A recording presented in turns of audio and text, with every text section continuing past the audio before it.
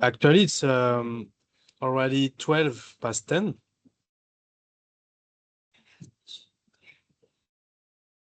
Okay. Next time, you just send me a message. Okay. You have my personal contact on Teams. So you can advertise when you're late. You know, as I said, I'm not your dad. I'm not here to educate you, but just to give you warnings about professional attitude, because you are getting closer to the end of the program now. You are almost at the half.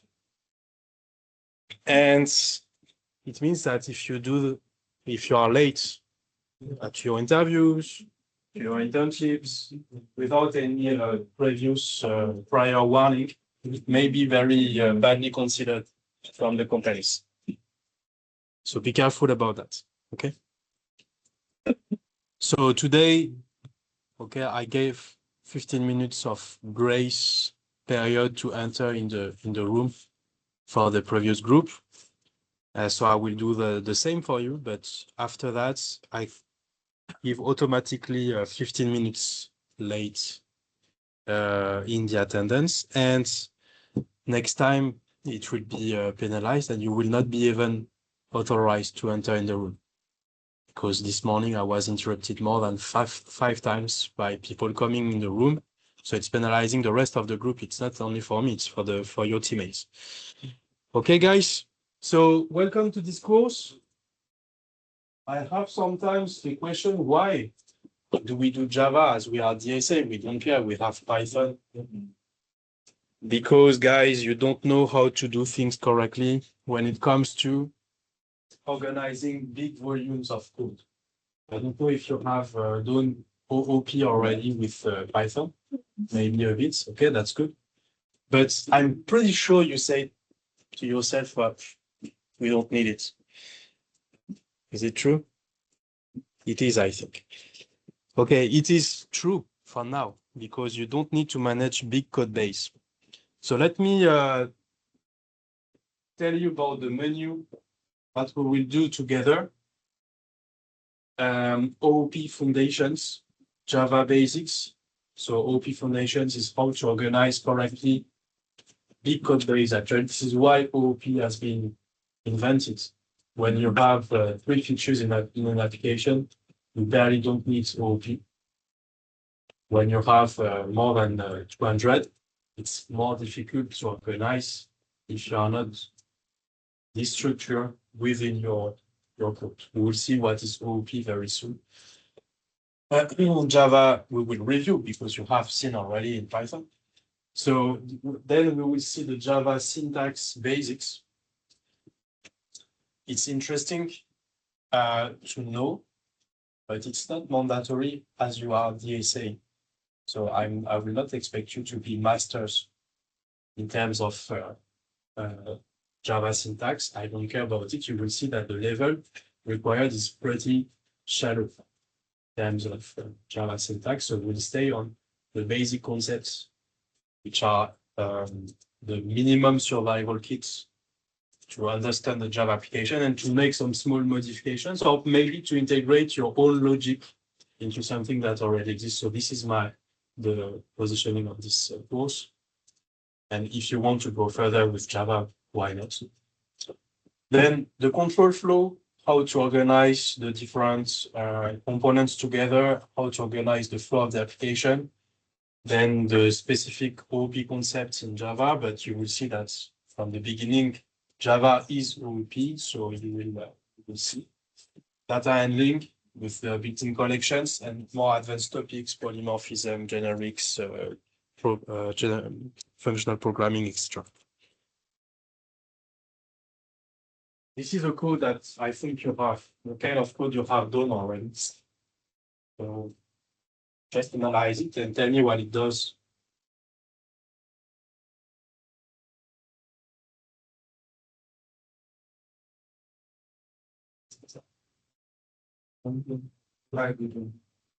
Yes, employee details.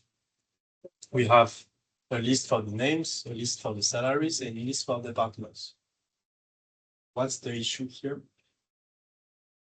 String. Yes, Oh, we're not able to link it to each other. we can, but we need to make sure that each position is maintained, and we have to remember each employee's position. We are not talking about an employee, actually, we are talking about 3 data coming from different lists, which is pretty difficult to manipulate. Here, of course, with 3, I'm pretty sure everybody will manage it. But imagine now it's 10, it's another story. So the problem that we see here is that actually with procedural programming, nothing is pushing you to organize your data in a way that is oriented toward the functional aspect. Because here, what we want is to still have functions connected to the business. This is something which is not technical. This is something that we need that corresponds to a part of the business process. Same here. But here, nothing is made so that the business process is easy to implement. So the problem we see here is that data. Bonjour. Let's do attendance now. Sorry to interrupt, but let's do attendance now. Otherwise, I will forget, and I will forget to mark late people. Attendance.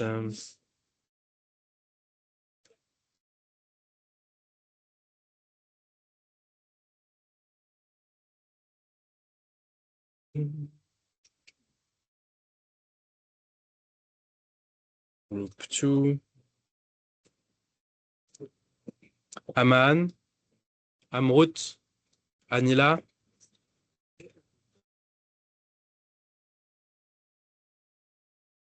Anita, Banu, Chandra, Emmanuel, Tivia, Vani, Chun, Jiao, Gopi, Arshita, Kishore, Jaswant, Janavi, Lakshitaran, sorry, Magesh, Manikanta, Mohamed, Mohammad Roil, Nihal, Prerona, Nitya, Nishant, Prince, Richie, Rohit, Selvi, Sarvan, Sai, Shiva Shankar, Sudip, Suraj, Trinat, Tarim, Surya, Vedant. That's not helping, huh? Not at all. It's even not a front picture. It's a bottom picture. Vempadapu, Venkatesh, Vrishika.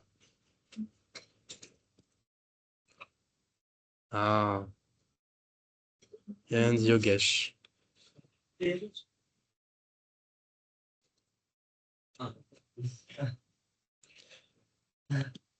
I know it will be fun today.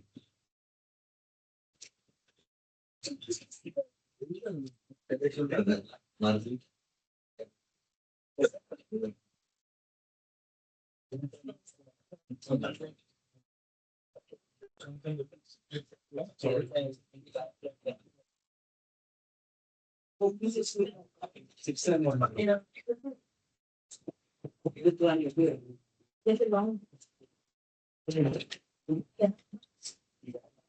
let me state again the new rules for this semester. If you come after 15 minutes late, you cannot enter in the room. That's the last warning. Of course, if myself I'm 15 minutes late, I will not be able to enter in the room. So you will be free of me. It's a joke, of course. Okay, guys, let's do the attendance at the break, okay? The remaining attendance, I mean. Let's go back to this. What I did, that I did not share briefly this screen. So,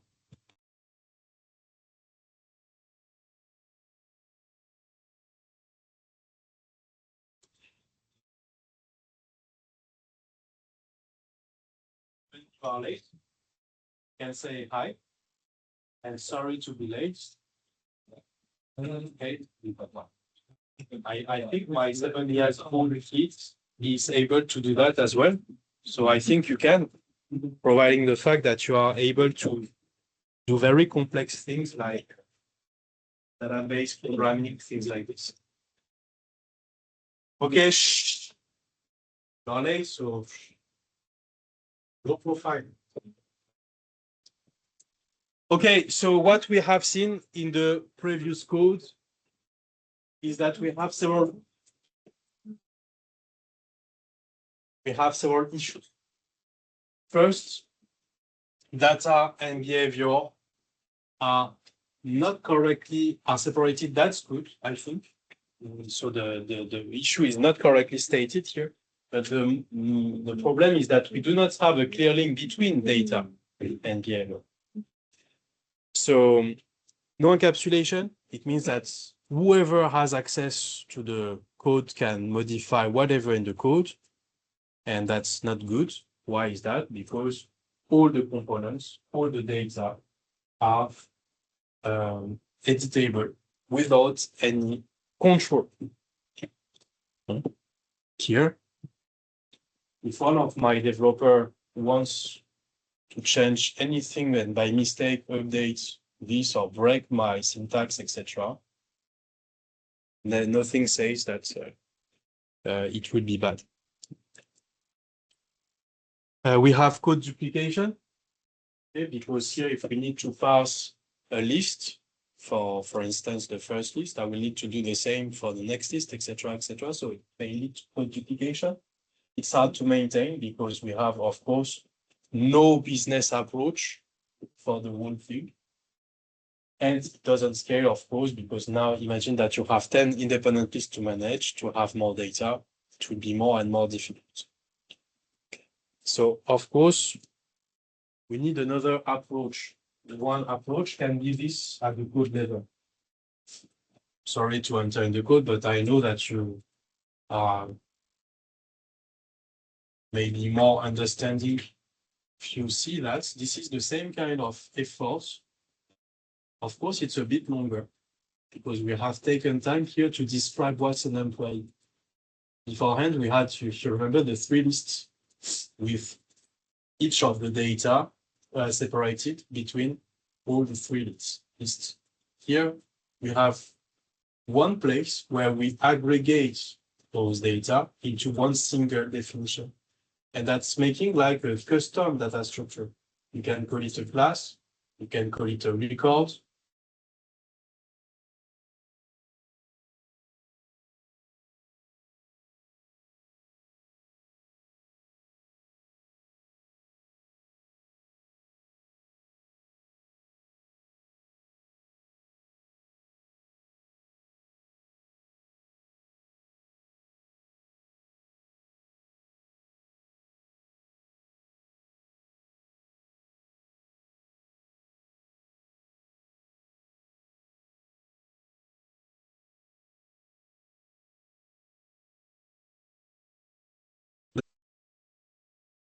Structure.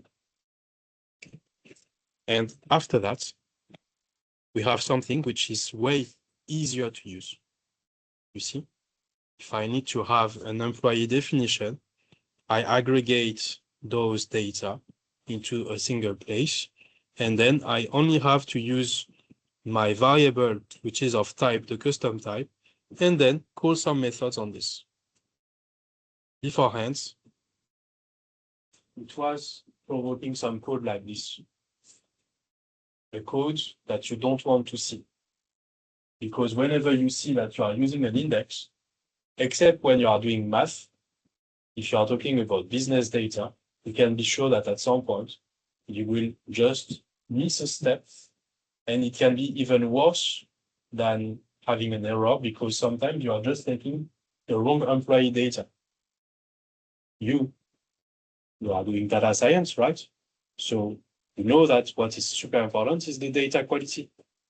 Now, what if the application that you are coding is taking the wrong data to make the computation? Of course, that's very, very bad. And sometimes it's not detectable until the production. So pay attention.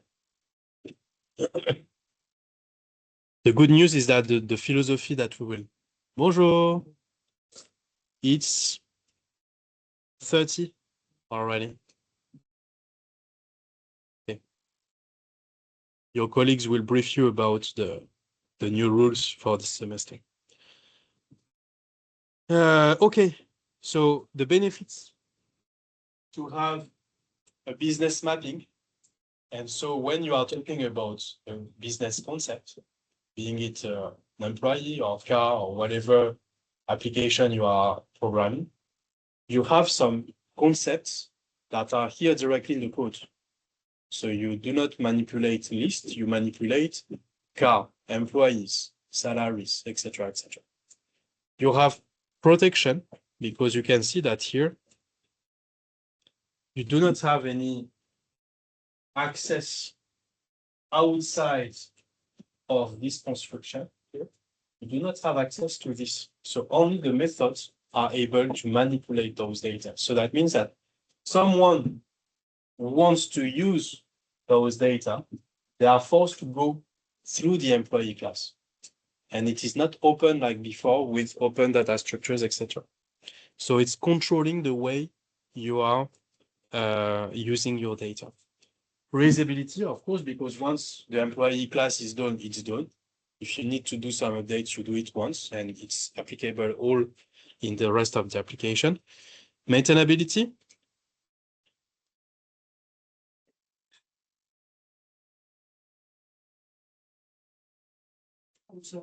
Hello. And then I'm sorry. Okay. Maintainability. Changes are constrained to one place, and scalability, of course, because the more that your code base will grow, and the more that you will need to have some business mapped concepts. If you manipulate lists, you will not manage it, because of course it's away from the business. If you are manipulating car service, I don't know what other things related to the business, as soon as it sounds like the business, it's easier to manage. So what's an object? Because we are talking about object-oriented programming, etc. Actually, an object is nothing more than a description of something you can observe. Here, yeah. So you want to communicate with your friends the model of the car. Hello, sorry, etc. Hello, sorry. Good.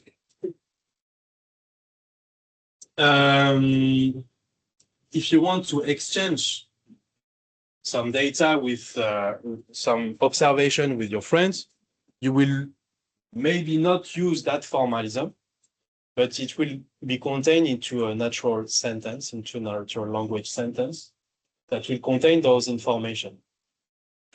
And the good news is that you see that the difference between the real world observation and the object description is very close. So the goal is that it is to design. It means that once you have done your objects, etc., within your code, even a user who is not a technical guy can have a look to your model and normally should understand, should see his business within those model classes. Okay. So it means that the definition is made to be non-technical. It's meant to be as close as possible to the business. Okay. Sometimes the business is super complex. Like if you are looking to medical systems, etc., it's not because it's OOP that it will reduce the complexity of the domain. But actually, the goal is that it is easy for us, a domain expert, to understand what is your model. Sometimes even some domain experts are doing the UML diagram and you are doing the implementation.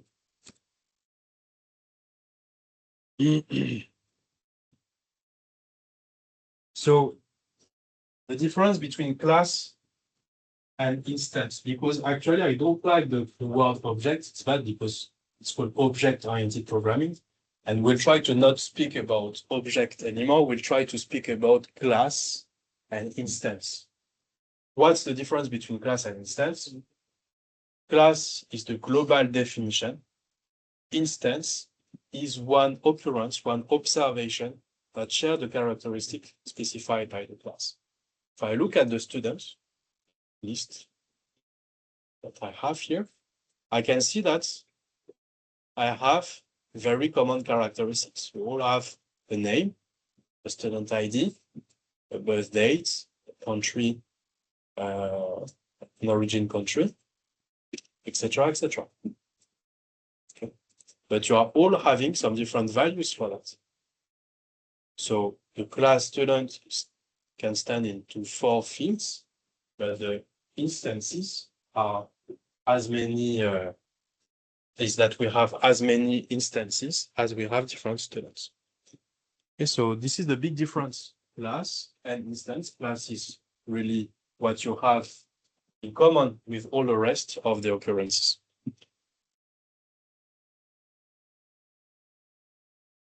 So how many classes do we have into one program? How many times do we have the same class defined in the same program? If I'm doing a car management software, how many times the car class will be defined? Once. How many car instances can I manage? As many as I want. You understand? Important because we will find that split between class and instance very deeply in the Java programming language that makes you a good Java developer or just a Python Java developer. Okay. Which means that you will recognize persons who have not been trained to Java when they are trying to do Java without understanding that difference. Okay, here we have a class using the class diagram from UML. So it's a standard diagramming language. I don't know if you remember the EAD diagrams that we have done, entity relationship. Normally, you should remember. Okay. We have done cross-fit notation with entities connected together, etc. So UML is only another way to another notation to express the same things. Here, I'm only focusing on the 2 first things with 2 first areas, which is the title, the ID of the class, and the state of the class, which is sometimes called as well the properties or the attributes or fields of the class. If you cut this part, it's nothing more than the ALD that you already know. And you will see that we have as well, as we had links between entities, we will have links between classes. I'm sorry for the display, it's somewhat broken for some reason. Here we have the dog behavior, which is stated here. So with what we call methods. operations, which are parts of the behavioral aspect of the class. Okay, so in the class, we always have a title, some fields, and some methods. These are nothing more than variables, and these are the regular methods or operations that you know already, but it's only that they are found into this. By default, all the methods you see here are connected to one instance, even if it is described in a class. Okay? When we are talking about that, is that if we take a dog instance, we can observe that it is able to bark. So the four pillars of OOP, I will be very quick on that slide. The four pillars is that we have encapsulation, so that it means that we have a way to organize the data and to control the access to those data very finely. Inheritance, which means that we can have some ways to reuse some data already defined in some concepts. Specifically by inheritance, thanks to the fact we can take some attributes, inherit from some attributes and some behaviors from another concept. Polymorphism, do you know what's polymorphism already? Who can describe it without having a look? It's the fact that we can,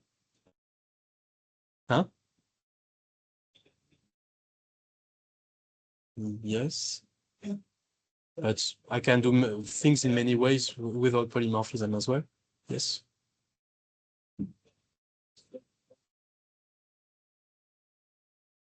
Ah, okay. I see why you are asking that. Okay, yes, I think you are right, but it's very badly stated. The polymorphism is using the fact that we have common attributes and that we have somewhat a kind of inheritance link, okay, to make sure that we are able to use the characteristics of a novel definition. I will give a very specific example. Imagine that now we need to represent all the people in this room. We have students and we have teacher, but we have some information in common.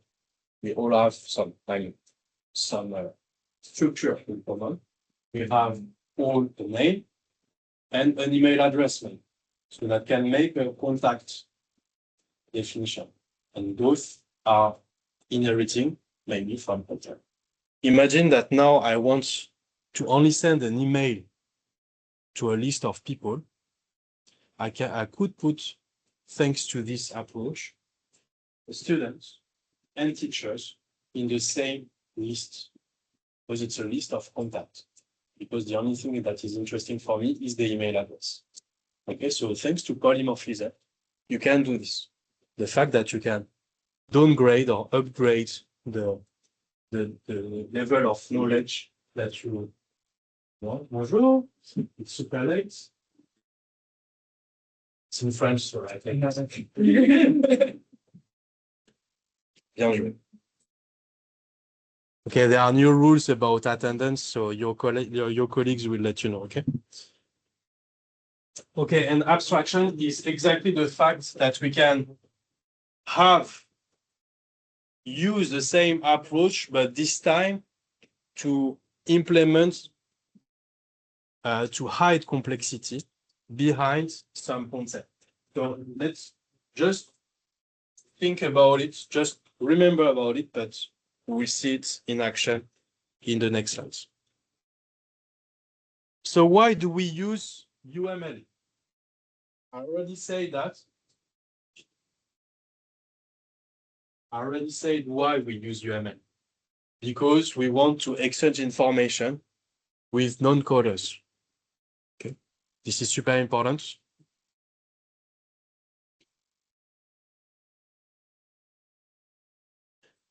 I understand that it may be a bit abstract like this, but really the diagramming, because UML is a diagramming tool, the diagramming aspect is super important when you want to explain things. you will not explain to your domain business, your business domain experts how it is implemented by showing the code. You will have to produce a documentation, and UML can be an entry point for that. I propose this semester to cover three diagramming styles: the class diagram, the activity diagram, and the use case diagram. Why is that? Because they are the more connected to the business needs you will have. Class diagram is the strict equivalent to the ERD that you have done in the relational database, but applied to programming. Okay. And the activity diagram is to reflect the flow of your application, of a part of your application. And the use case diagram is to help you map business cases to some features in your application. Just the basics, once again, because you have seen already. We have three sections in the class. Take the class diagramming, the class diagram notation, the class name, the attributes, and the methods.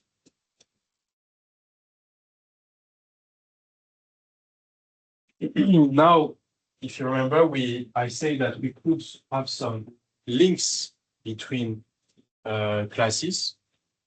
Why do we have links? Why can we have links between classes? Yes, reusability. This is the main point. We need to have, it's exactly like in databases. When we have a link, is that we want to reuse data from table A to table B. We need to have some data in common in order to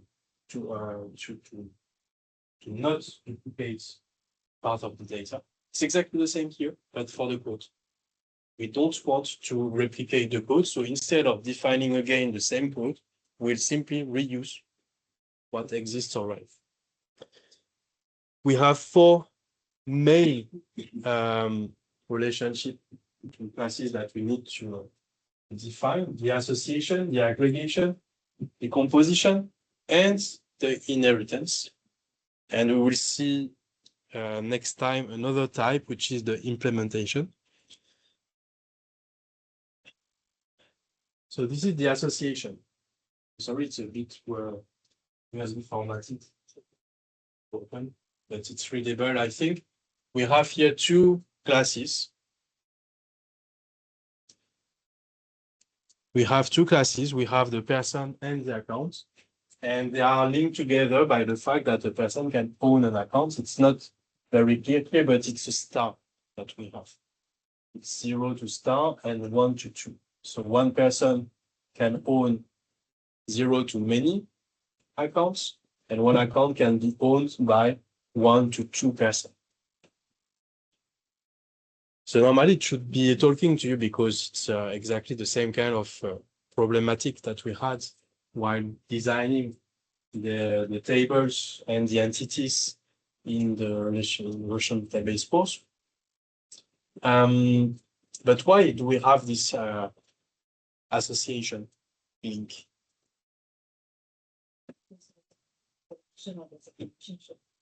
Yes, but what do we want to say here to the developer that will implement this? Imagine if you see that and you are in a database context, what are you supposed to do to make it work? At least two tables. We use the primary key and authority.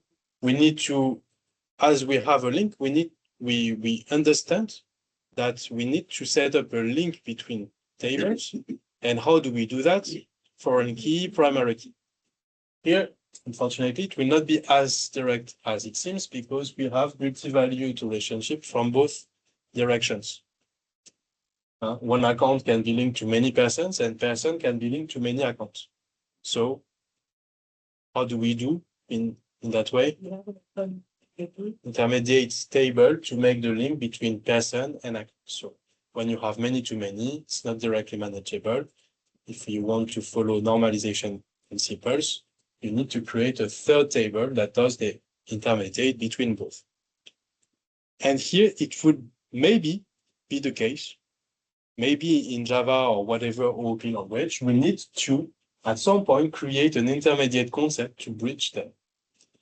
It's only if we need to send that into a database. Because yes, it's a bad point about UML, is that you have the choice. It's not the only, the ground truth always for all your implementation. It's only a guide. Because here it does not tell you what to do. It says only that there's a link and that we precise the cardinalities. So that are constraints to implement in your program, but it does not say how to do that. In ER diagrams, like in Crowfoot notation, it's super easy. Why is that? What's the difference between UML and ER diagrams?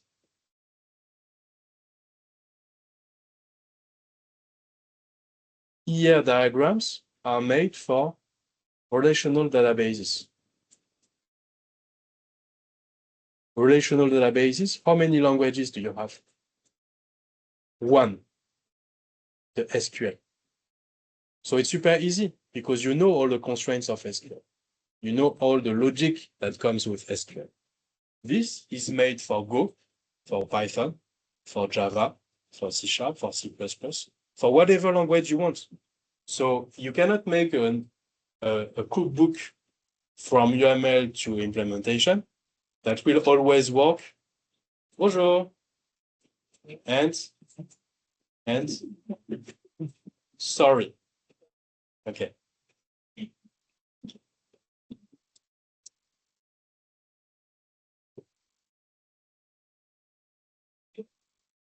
So this is why it's super difficult. And this is why it's not always because you have a specification that you will have the same diagram. It depends as well of your interpretation. Now, what is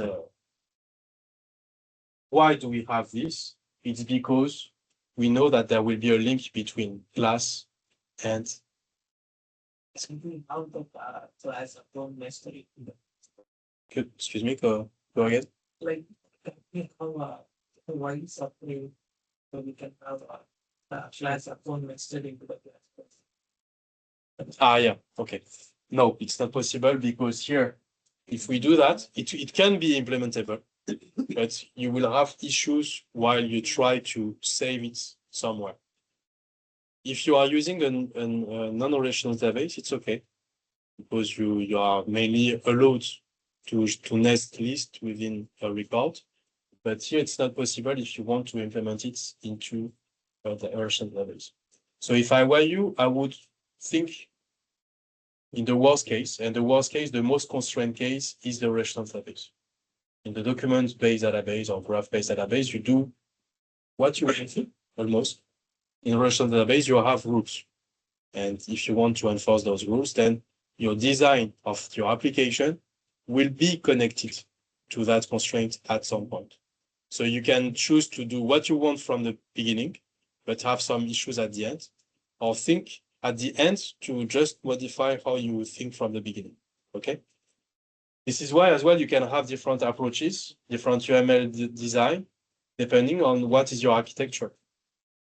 You have some architectures some designs that would facilitate the integration within your architecture. Now, I wanted to ask, why do we have this link? And why not repeating the account within the person? First of all, due to the number constraints that I've cited, but as well to reuse this. I have two concepts that live their life alone, okay, but we can say that at some point there will be a link to something that we already know. And that means that it is forbidden now to duplicate this within the person. So to reduce duplication. Of course, the account could be used by another class, the person could be used by another class, etc. So you see that here we are trying to reuse what already exists. Now, how do we know it's an association? Normally, the rule to define an association is that the life cycle of the instances of those classes are disconnected. means that I can create a person without an account, and I can create an account without a person. This is the constraint. I'm not sure the account is totally free from the person, because creating an account without an owner is a bit weird, but okay. It can be the case, and in that, you can use an association. Okay.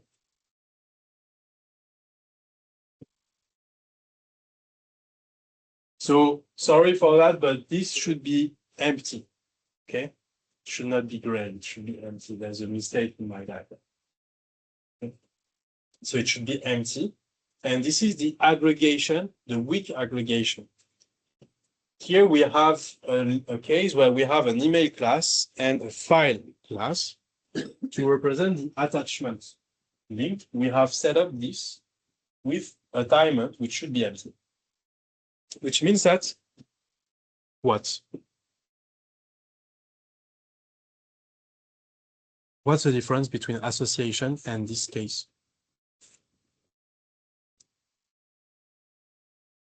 Is that if we want to be able to completely define the email, we cannot skip the attachments concept. And so that means that at some point, the email may need another concept to define itself. You see the point? So this is a slight difference compared to before. Before we had only two concepts living in their life, but they could share some data together. Here we have two entities. One is depending on the other one to be defined. Now it's a weak aggregation. Why do we have weak? They are depending on each other, but not strongly depending on each other. Which means that if I, by mistake or willingly, delete my email, I do not have to delete my file. Hopefully, you will not delete your attachment on your drive as well. Okay, you see my point? It will only delete the email, which is not true for this case. In this case, we have house and room. If I destroy the house, normally the room cannot remain. It will be as well deleted or destroyed. Okay, so this is the case for strong aggregation or composition. Okay, we can say that a house has a list of rooms, but if I want to describe the house, I cannot do it without the description of the room. But when I delete or create the house, I need to create a list of rooms or to destroy the associated list of rooms. So you see the connector itself has a definition on the logic of your application, which was not mandatory in databases at some point. But it is mandatory here because we need to as well define what will be the life cycle of the instances. So a house without room has no meaning, and a room without any house has no meaning as well. Okay, it's necessarily connected. Whereas here, a file can exist without an email. Okay. You see the difference? Okay, let's, the diagram here is not usable. Let's go here for the,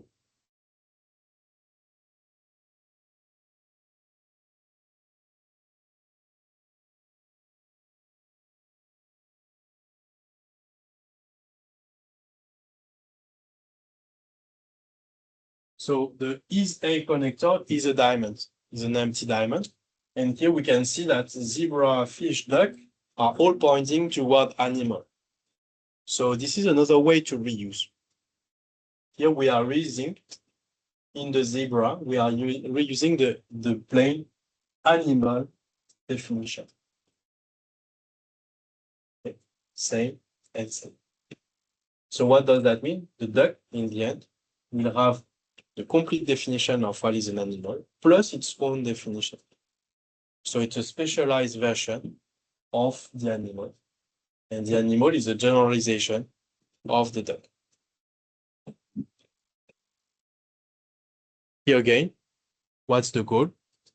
to not redefine again and again the same things. So we want to not redefine this everywhere to reduce duplication.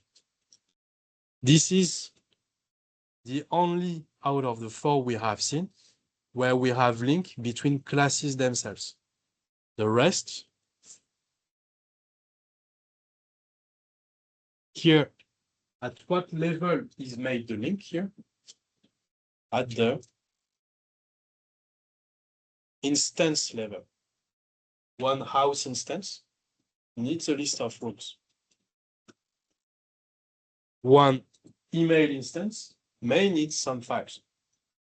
But here, in the case of the inheritance, it is not at the instance level which is made. That's the definition itself. It's the blueprint that extends the other blueprints. You see? So be careful. It will be visible in Java as well when we will try to implement.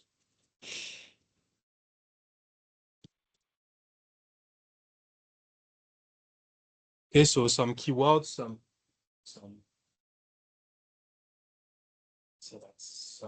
vocabulary.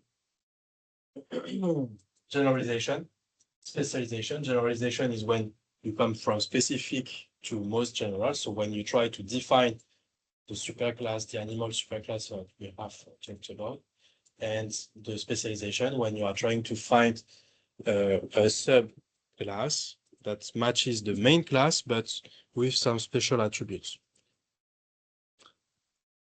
So let's do a first exercise. Actually read this first exercise. And after that, we can have a smooth break.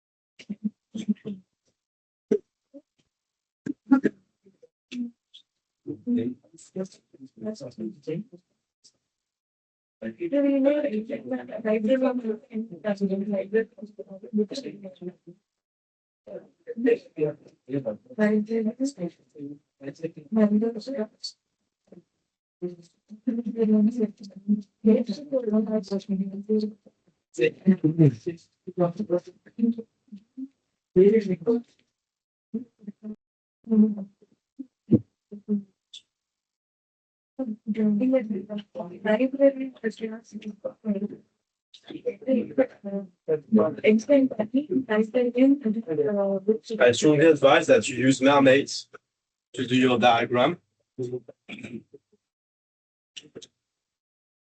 If we do other software, Huh? if we use other, It's for you. You will see in mermaids it's in 5-10 minutes. With other tools, I don't know.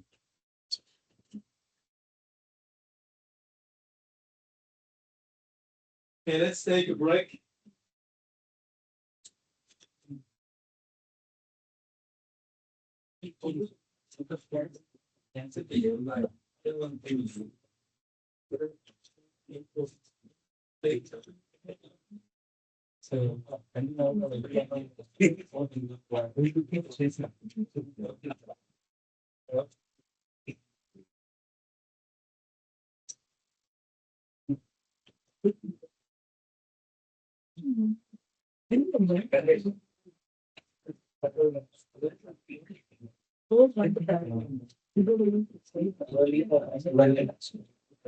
Or we just like.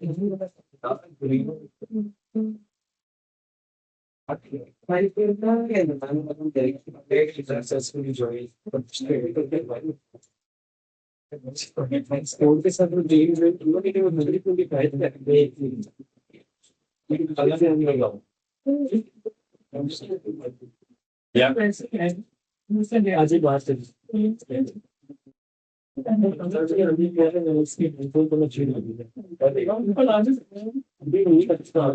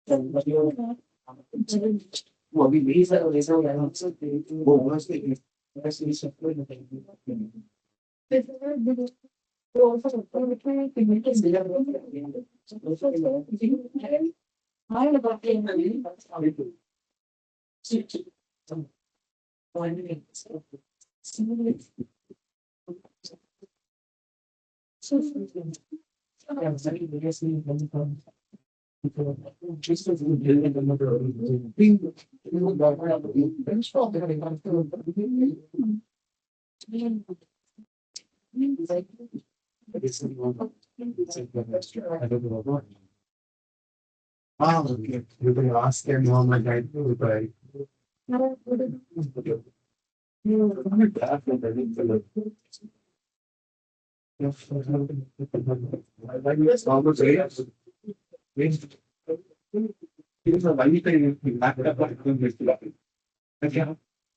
Sweet. At least.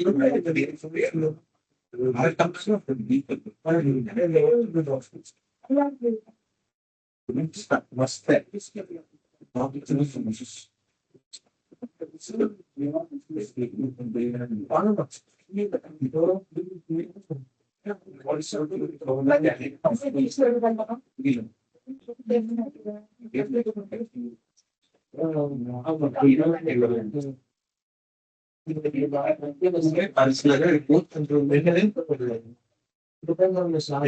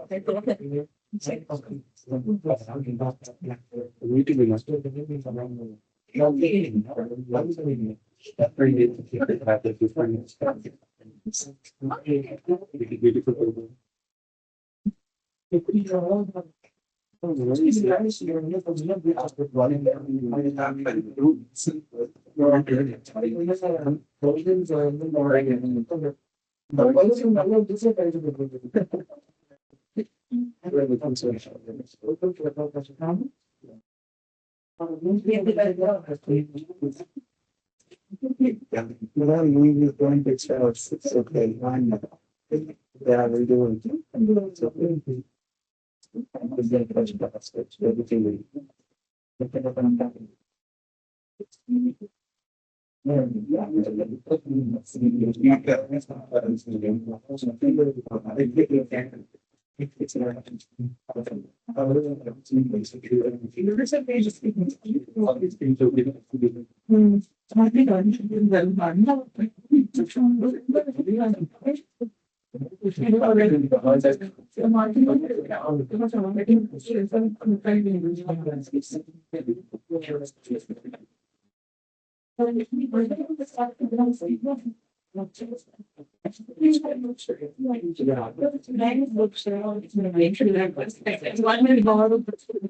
One member because you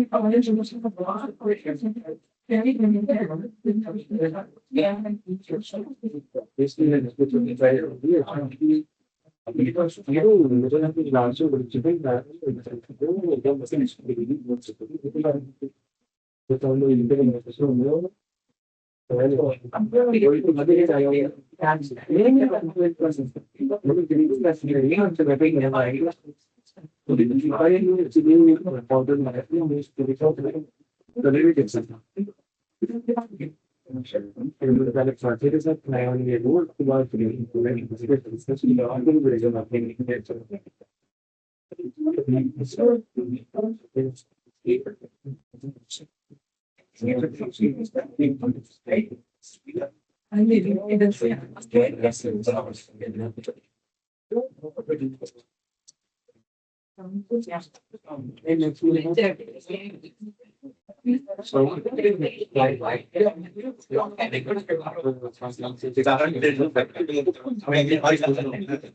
I mean,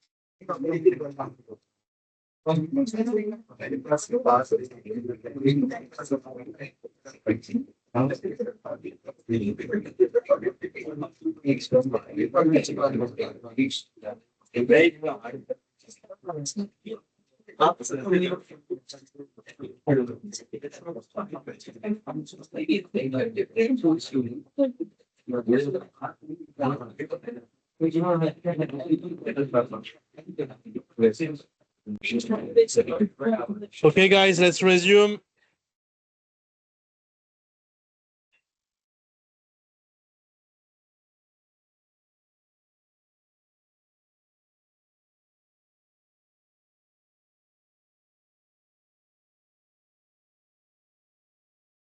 So you see the syntax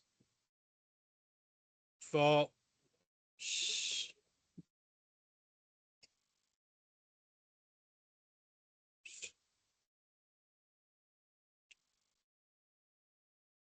the syntax here to do the mermaid diagram is text. So this is super helpful because it means that you can just write your diagram and it displays as a diagram, displays graphically. Okay. So you can create connections between concepts like this. Here means inheritance. Okay, but you have other things. You can have a look to the doc. For what we need to do, it's very easy. And of course, here we need to modify. So did you have time to have this? Let me share with you as well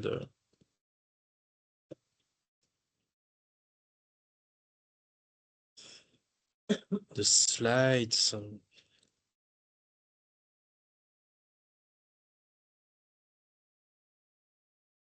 So what are the main object classes in this system? So for me, we have the book, we have the member, we have the maybe library cards, librarians, loans, books we have already defined, members, can reserve books that are currently on loan. Okay, so maybe we have a reservation class as well. So how do we define them? I'm doing just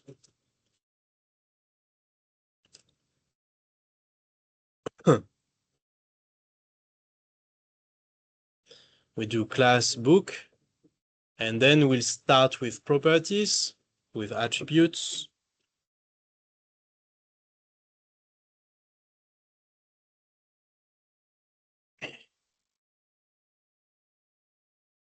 What attributes? The title. Let's give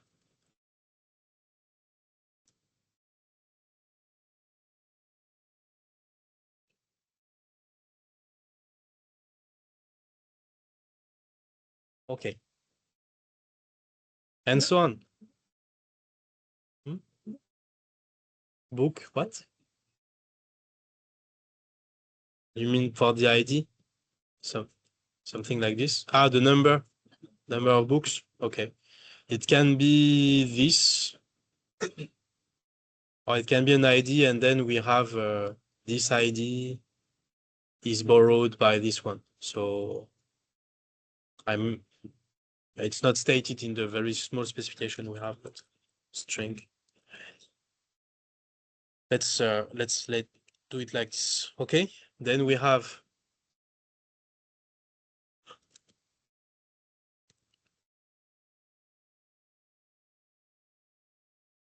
we will have the class loan, we will have the class, excuse me, reservation. Let's okay.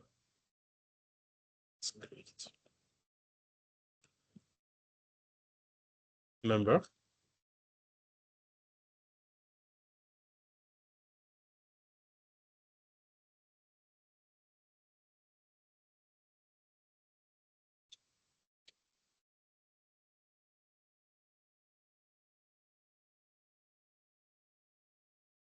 If necessary, I don't know if it will be necessary. Okay. What will we find in the loan? The date, we need to have at least a date.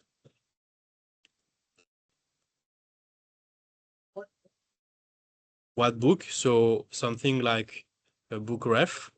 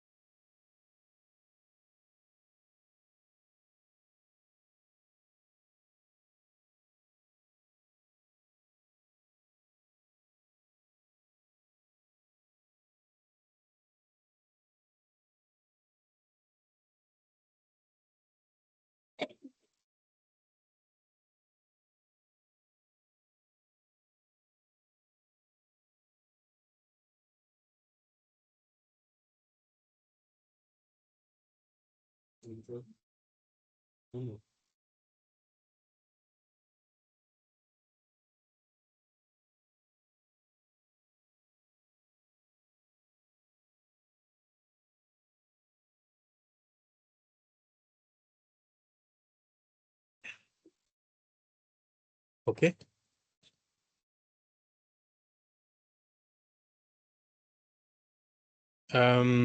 What else? Reservation.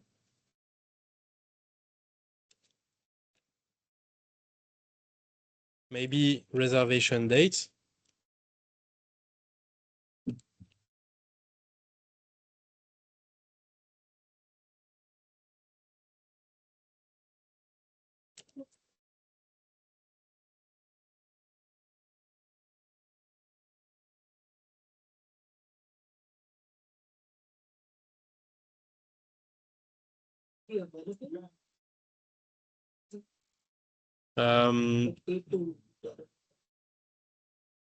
Yes.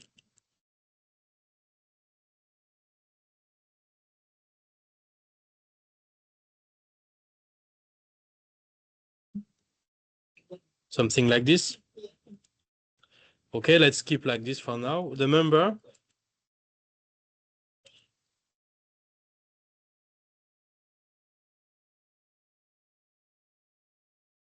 I think that's okay for now.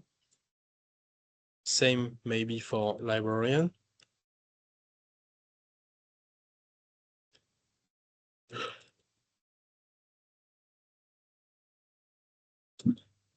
The member card.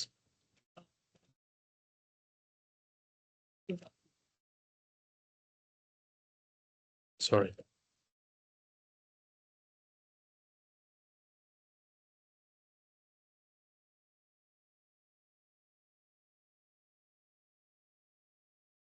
Okay.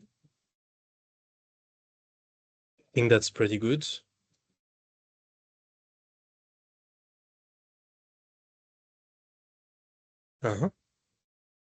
Now the links between.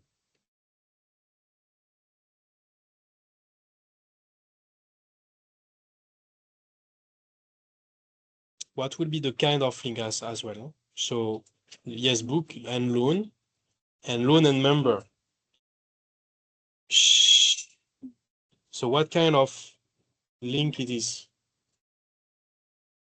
You have to ask yourself, is the loan this standalone? I mean, what does it require? To create a loan, we need to have at least a book, and we have at least to have a member, and maybe we have as well to have a librarian to know who has authorized the loan to be created. Okay. So how do we do that? So the loan is not standalone. It requires some other things. The question is that is this requiring it, I mean, in a strong way, meaning that it cannot, the components cannot exist without the loan, or can they be standalone? Okay. I think this is the case because if we cancel a loan, we should not delete the book. We should maintain the book. So that means that it is more a weak aggregation.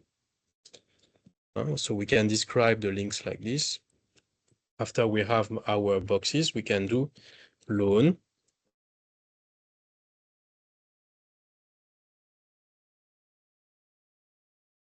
Okay.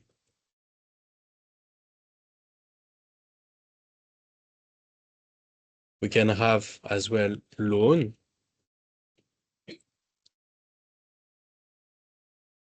Member. Class, Huh? like the loan class will have a member ID. Yeah. Actually, it should, but at the same time, it shouldn't. So I understand why you say it should, because this is usually what we do to set up links between entities in a relational database. But you will see that as soon as we have an as a relationship like this, we should remove any trace of what makes the link, because it's induced by the connector. So it would lead to repetition of the same concept. This is why there's a small technique associated to a UML class diagram reading, that we have to understand what means the shape of the connector. And the connector here means that the loan has a reference to the member. Okay. Without precising how. It's the same story as it is generic. It cannot say you have to use an ID, you have to use an object pointer or whatever. Okay. So it means that every time we have made a ref somewhere, we should remove it as soon as there's the link that replaces this. And maybe we have said that the loan could be associated to a librarian. Like this thing to make this go Mhm. like the purchase before like an history. Yeah. The loan should have. But it's already here. The loan is its own history because we have the past loans. Actually, within the loan list, we have the current loans and we have the past loans. It's like in the table, in the loan, imagine the loan table, we have a mix of active loans and past loans. But you said that because If what? but you mentioned that the numbers will be replaced with Yeah, this is why here we do not see any reference because it's already embedded in this connector. Yeah. Okay. What else do we have? Maybe we have the member and the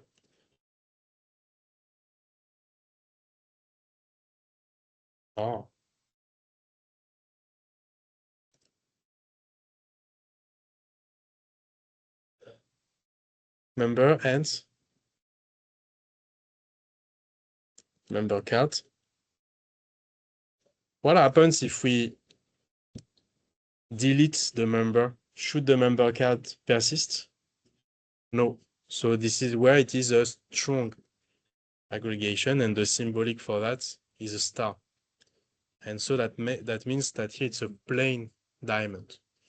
If here it means that the member needs the member card to be described, and that if the member is deleted, then the member card should be deleted as well.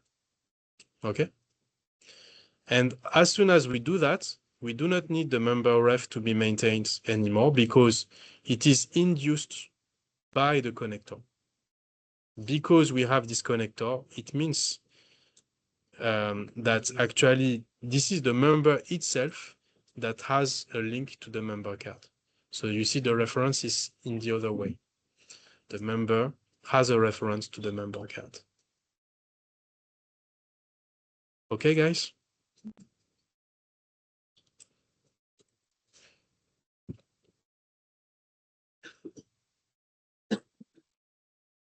to library.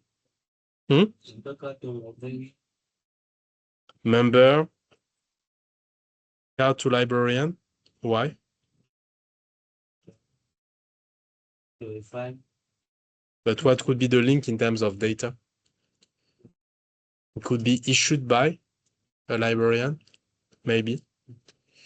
But I think this is pretty it for the loan. Now we need to check the reservation. The reservation is made by book and for a book and by a member.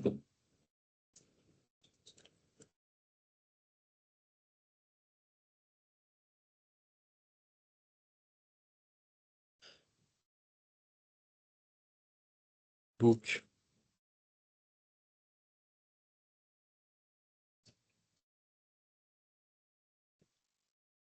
Sorry, it's reservation. And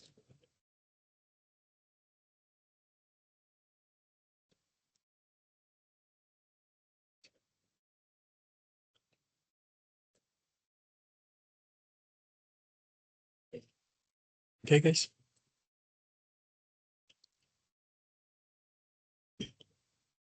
So I will share this with you.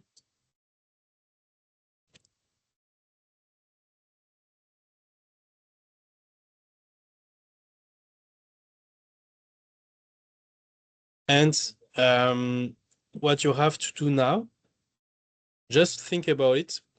If you want, you can do two things. For starting next session, you will have to use IntelliJ, so you can start downloading it. IntelliJ. It's an IDE for Java development. And the Java development kit, actually the best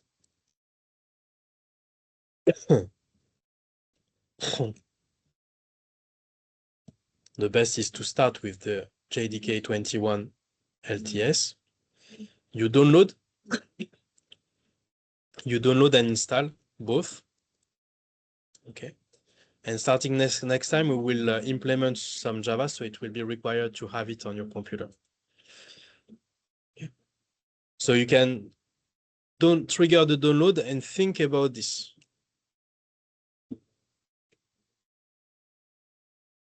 Which is another exercise of modeling.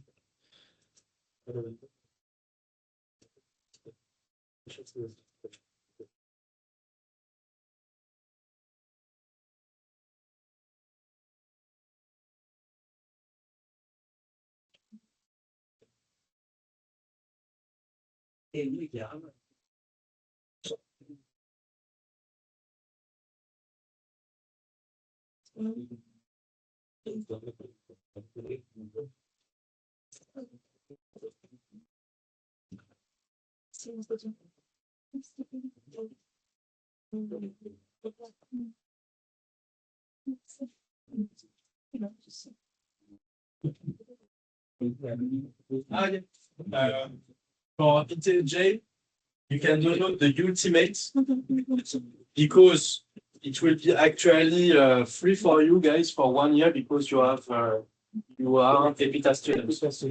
You have a free subscription for 1 year as a student. And it's a good tool to have for Java, even if we won't use the most advanced features, but you can have the ultimate, and it's not the only one. You can have as well PyCharm for the same provider as PyCharm. So you can have PyCharm Ultimate as well for free. You have a specialized tool, I think, for data grid, data science purposes. So you can have it. So you can download the Ultimate, activate your days trial, but in the meantime, you can apply for the free subscription.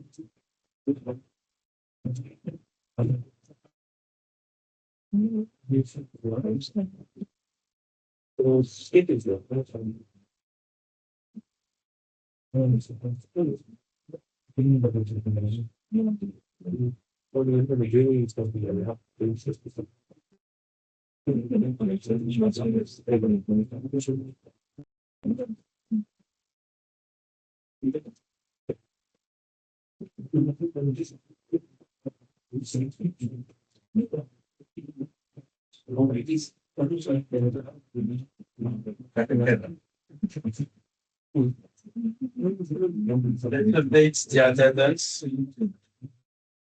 And exceptionally, I will leave you a bit earlier today so that we keep aligned with the other group.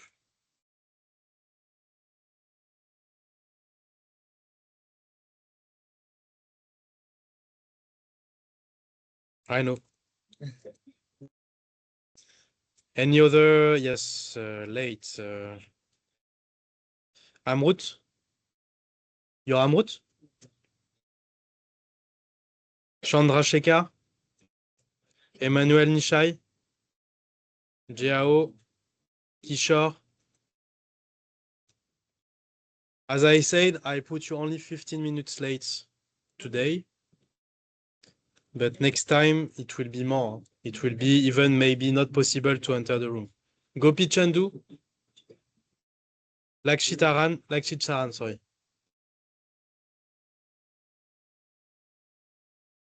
Manikanta. Muhammad Roil. Nitya.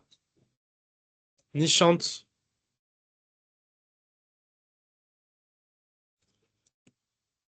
Nial. Prerona. Prince.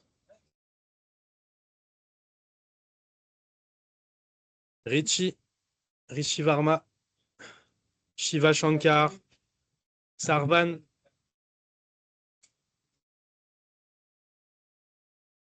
Rohit. Sudip. Trinath. Vedant.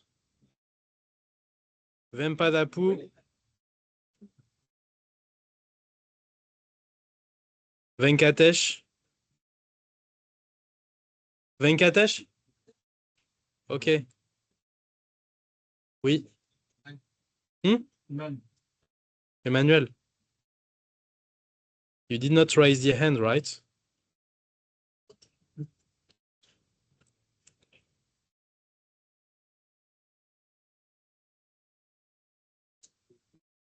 Okay. It's good. So see you this afternoon. You can walk. Yes, data exploration, no? It's not tomorrow? It's tomorrow, not today? Are you sure? Ah, yes, because I have to group this time. AIS. But why don't you have data exploration? Ah, it's next week. And tomorrow. Okay. But tomorrow it's Java, right? Ah, yes, I was in the wrong week. Okay, good. Okay, so in the meantime, you can work on the diagram which is here. Okay, it's very important to understand aggregations, strong, weak, inheritance. Okay, review all the content as well, and next time make yourself ready for development. Okay, thank you guys.